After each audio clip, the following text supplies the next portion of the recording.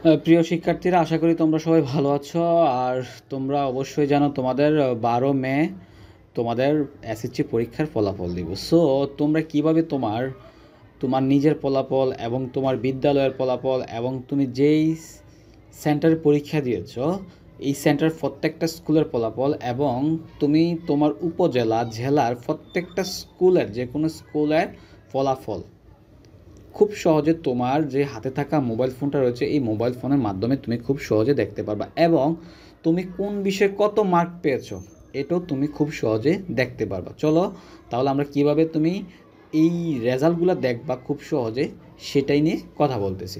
তোমরা প্রথমত তোমাদের গুগল অথবা ক্রোম ব্রাউজার যে কোনো একটা ব্রাউজারে চলে যাবা, তারপর সেখানে লিখবা ebootresult.com। ঠিক আছে, ebootresult.com লেখার পরে এমন একটা ওয়েবসাইট আসবে, তারপর তোমরা একটু নিচে চলে আসবা। দেখো ফলাফল দেখতে দয়া করে নিচের তথ্যসমূহ প্রদান করো। প্রথমত হচ্ছে পরীক্ষার নাম, তুমি কি পরীক্ষা দিয়েছো, যেমন এসএসসি বা দাখিল বা সমমান পরীক্ষা। তারপর যে এটা হচ্ছে পাশের সন, যেমন 2024 তুমি সিলেক্ট করবা। ঠিক আছে, আমি সিলেক্ট করছি যেহেতু 24 এখনও রেজাল্ট আউট হয় নাই সেজন্য আমি 23টা সিলেক্ট করেছি। তারপর আসো বোর্ডের নাম, তুমি কোন বোর্ডের রেজাল্ট দেখবা। আমি একটা বোর্ড দিলাম, মনে করো কুমিল্লা বোর্ড দিয়ে দিলাম। ঠিক আছে, তারপর আসো ফলাফলের ধরন। এই জায়গাটা তুমি একটু লক্ষ্য করো, দেখো এখন আছে একক বিস্তারিত ফলাফল। একক বিস্তারিত ফলাফল যেটা, এটা হচ্ছে তোমার যে রেজাল্টটা রয়েছে সেই রেজাল্টটা দেখতে পারবা তোমার গ্রেড আকারে। তারপর দেখতে পাচ্ছ প্রতিষ্ঠানের ফলাফল, তুমি যে প্রতিষ্ঠানে পড়াশোনা করেছো এই প্রতিষ্ঠানের তুমি ফলাফলটা খুব সহজে দেখতে পাবে এবং প্রত্যেকের রেজাল্টটা তুমি দেখতে পারবা তোমার প্রতিষ্ঠানের। তারপর হচ্ছে সেন্টারের রেজাল্ট, তুমি যেই সেন্টারে পরীক্ষা দিয়েছো মানে তুমি যেই কেন্দ্রে পরীক্ষা দিয়েছো এই কেন্দ্রের ফলাফলটাও দেখতে পারবে এবং কতটা স্কুল পরীক্ষা দিয়েছে, কে কত মার্ক পেয়েছে এটা খুব সহজে এখান থেকে দেখতে পারবে। তো হচ্ছে জেলার ফলাফল, তোমার যে জেলা রয়েছে সেই জেলার ফলাফলটা দেখতে পারবে।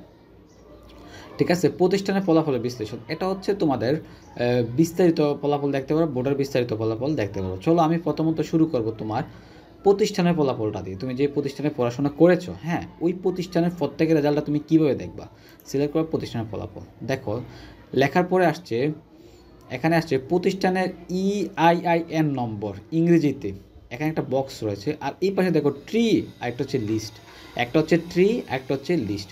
মনে করো তুমি যে প্রতিষ্ঠানে পড়াশোনা করেছো, হ্যাঁ ওই প্রতিষ্ঠানের EIIN একটা নাম্বার রয়েছে। ঠিক আছে, 6 সংখ্যার একটা EII নাম্বার রয়েছে। এই নাম্বারটা তুমি হয়তো জানো না বা তুমি অন্য একটা বিদ্যালয়ের রেজাল্ট জানবা কিন্তু ওই বিদ্যালয়ের EIIN নাম্বারটা তুমি জানো না, এটা কীভাবে বের করবা। ঠিক আছে, তাহলে এটা দুইটা মাধ্যমে বের করা যায়, একটা হচ্ছে লিস্ট আকারে একটা হচ্ছে ট্রি আকারে। ঠিক আছে, তাহলে আমি প্রথমে দেখাই ট্রি আকারে। দেখো এই ট্রিতে ক্লিক করবা।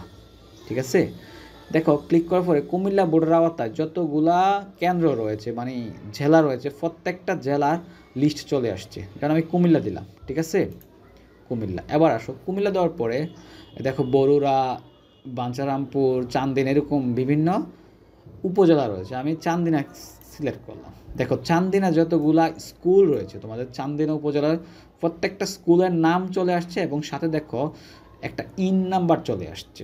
ঠিক আছে, তোমরা অবশ্যই দেখতে পাচ্ছ এই যে প্রত্যেকটা স্কুল কিন্তু এই পাশে রয়েছে এবং সাথে ইন নাম্বারটাও রয়েছে। ঠিক আছে, তাহলে আমরা একটা স্কুল ধরবো যেটার ফলাফলটা দেখব। প্রথমটা দেই AMF হাই স্কুল, এটার ইন নাম্বার হচ্ছে 105-361। তোমরা মূল ইয়েতে চলে যাবো, এম লিখবো 105-361। ঠিক আছে, তারপর দেখো এখানে একটা বক্স রয়েছে, হ্যাঁ এই বক্সে লেখো নিরাপত্তা চাবি 4 অঙ্কের ইংরেজিতে। এখানে এই বক্সটা লিখতে হবে। তুমি যদি এই বক্সটা যদি স্পষ্ট না বোঝা যায় তাহলে পুনরায় লোড করুন, নোট করলে দেখবা এভাবে আসবে, একের পর একে আসবে। তো এটা এখন যেটা আসছে এটা হচ্ছে 4-3, তারপর হচ্ছে 4-7। ফলাফল দেখুন ক্লিক করব, এই যে চলে আসছে ইনস্টিটিউটের হচ্ছে 105-361। ঠিক আছে, AMF high school business study এতজন, পাস করছে 6 জন, নট পাস 6 জন, হিউম্যানিটিস মানবিকে পাস করছে 15 জন, ফেল করছে 13 জন, সায়েন্স থেকে 32 জন, নট পাস করছে 3 জন। এটা হচ্ছে সামারিটা। আর তুমি দেখো এখানে একটা লেখা আছে print option, print download PDF, তুমি চাইলে ডাউনলোড করতে পারবা পিডিএফটা। আর হচ্ছে ভিউ রেজাল্ট, তোমার যে এই যে স্কুলে যতগুলো পরীক্ষা দিয়েছে তাদের টোটাল সামারিটা দেখতে পারো এখানে ভিউ রেজাল্ট দিলে। দেখো চলে আসছে এই যে লিস্টে চলে আসছে তাদের রুল অনুযায়ী এবং গ্রুপ অনুযায়ী। এই যে দেখো, এটা হচ্ছে রুল, তার হচ্ছে জিপিএ, এটা হচ্ছে রুল, এটা হচ্ছে তার জিপিএ, প্রত্যেকের রুল অনুযায়ী জিপিএ চলে আসছে। দেখো এটা লেখা আছে বিজনেস স্টাডি, ঠিক আছে, এরপরটা হচ্ছে হিউম্যানিটিস মানবিক, আর এটা হচ্ছে সায়েন্স, এগুলো হচ্ছে সায়েন্সের স্টুডেন্টগুলো, ঠিক আছে। খুব সহজে কিন্তু দেখো এই যে রুলগুলা এবং সাথে জিপিএ রয়েছে, আর যারা ফেল গেছে অবশ্যই তাদের শেষে কি আছে, এফ রয়েছে। এবার চলো আমরা দেখব যে কিভাবে আমরা আমাদের যে কেন্দ্রে পরীক্ষা দিয়েছো ওই কেন্দ্রের ফলাফলটা দেখা যায়। তোমরা সার্চ এখানে চলে যাবা, ঠিক আছে। তাহলে আমি আশা করি তোমরা তোমাদের যে বিদ্যালয় রয়েছে এই বিদ্যালয়ের ফলাফলটা, পুরো ফলাফলটা তুমি খুব সহজে দেখতে পারবা। আমি আবারও একটু বলি, প্রথমত সিলেক্ট করবে এসএসসি দাখিল সমমান, তারপর হচ্ছে পরীক্ষার সন 12 তারিখের পরে দিবা কত 2024, তারপর হচ্ছে কোন বোর্ড রয়েছে, হ্যাঁ বরিশাল, চট্টগ্রাম, কুমিল্লা, ঢাকা, দিনাজপুর, যশোর, মাদ্রাসা, রাজশাহী, সিলেট, আমি মনে করো বরিশাল বোর্ড দিলাম, ঠিক আছে, যে যেটাতে। তারপর হচ্ছে তুমি কি দেখবা, ওই যে প্রতিষ্ঠানের ফলাফলটা ক্লিক করবা, প্রতিষ্ঠানের ফলাফলে ক্লিক করার পরে তারপর যে ট্রি আকারে আছে, আবার লিস্ট আকারে আছে। ট্রি আকারে দেখলে এরকম গ্রাফস আকারে, আর লিস্ট আকারে হলেও তুমি দেখতে পারবা। ট্রিটাই ভালো, তোমার ট্রিটাই সিলেক্ট করবা, ঠিক আছে। করার পরে এই যে বরিশাল বোর্ডের যেই তোমার উপজেলা রয়েছে, জেলা রয়েছে, সেই জেলাতে চলে যাবা। যাওয়ার পরে যেই উপজেলা রয়েছে এই উপজেলাতে চলে যাবা। এই দেখো চলে আসছে, স্কুলগুলা চলে আসছে। এই দেখো প্রত্যেকটা স্কুলের পাশে ইন নাম্বার রয়েছে। আমি যদি এটা একটু দেখি 101 217, তাহলে আমরা এখানে কি লিখবো 101 217। তারপর হচ্ছে এই যে চাবিটা রয়েছে এটা পুনরায় দেই, বোঝা যায় না, এবার বোঝা যাচ্ছে 8595। তারপর হচ্ছে ফলাফল দেখুন ক্লিক করবা। আচ্ছা এটা ম্যাচ করে নাই, এটা এখন বোঝা যাচ্ছে 3657। তারপর হচ্ছে ফলাফল দেখুন, এই যে চলে আসছে, ঠিক আছে। যে এটা হচ্ছে স্কুলের নেম, ঠিক আছে, আর এগুলো হচ্ছে স্টুডেন্ট সংখ্যা। তুমি চাইলে এখান থেকে প্রিন্ট করতে পারবা, এখানে পিডিএফ রেজাল্ট, আর এখানে হচ্ছে ডাউনলোড করতে পারবা পিডিএফটা, আর এখন হচ্ছে ভিউ দেখতে পারবা, যে রেজাল্টটা হচ্ছে এটা ভিউ দেখতে পারবা। এই যে চলে আসছে, একটু জুম করে তুমি মোবাইল থেকে তুমি পুরো রেজাল্টটা দেখতে পারবা। আচ্ছা এখন দেখো তুমি তোমার যেই কেন্দ্র রয়েছে, মনে করো তুমি যে কেন্দ্র থেকে পরীক্ষা দিয়েছো এই কেন্দ্রের রেজাল্টটা দেখবা।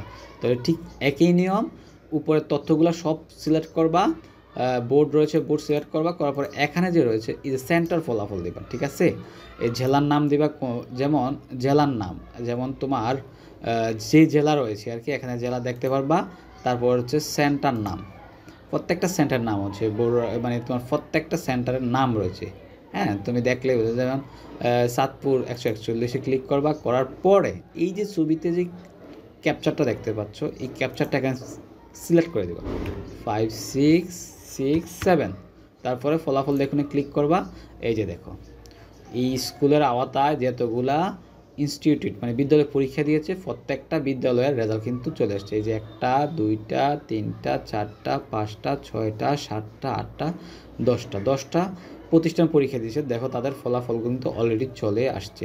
এই ভিউ রেজাল্টে দিলে কিন্তু তুমি খুব সহজে দেখতে পারো যে প্রত্যেকটা স্কুলের পিডিএফ কিন্তু তুমি দেখতে পাচ্ছ, ঠিক আছে। খুব সহজে কিন্তু তুমি তোমার দেখতে পারবা সেন্টারের রেজাল্টটা। সো আমি পরের ভিডিওতে দেখাবো তোমরা কীভাবে তোমাদের যে রেজাল্ট রয়েছে, হ্যাঁ যেমন তুমি গ্রেড সিস্টেম রয়েছে ABC এরকম আসে, হ্যাঁ তুমি মার্কসহ কীভাবে দেখবা পরবর্তী ভিডিওতে আমি একটা ভিডিও ছাড়বো, এই ভিডিওটা দেখবো, অবশ্যই তোমরা দেখতে পারবা কে কোন বিষয়ে কত মার্ক পেয়েছো, যেমন 80 75 70 এই মার্কটা কীভাবে দেখবা সেটা নিয়ে আমি আলোচনা করব। সো ভালো থাকবা, খোদা হাফেজ।